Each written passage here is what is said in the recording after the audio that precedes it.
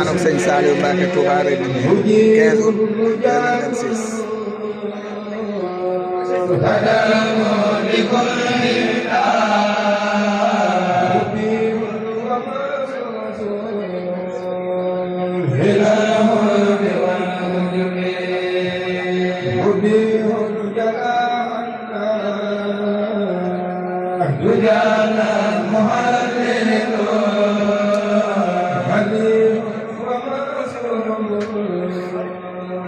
من الناس والوهم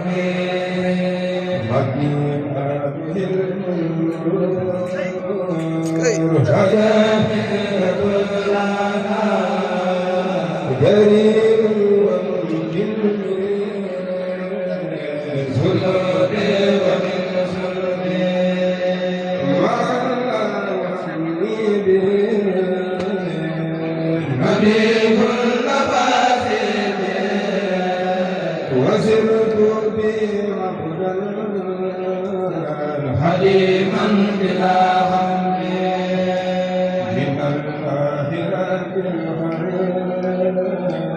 زيادة صلاته بتسليم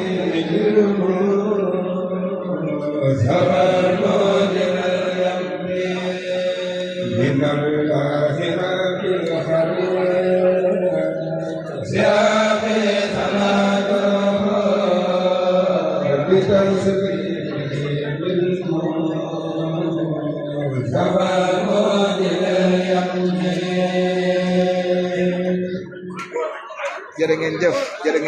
jërë ngeen jëf ñaanal sëñ Saliou Mbacké le 15 août à Rimini 2026.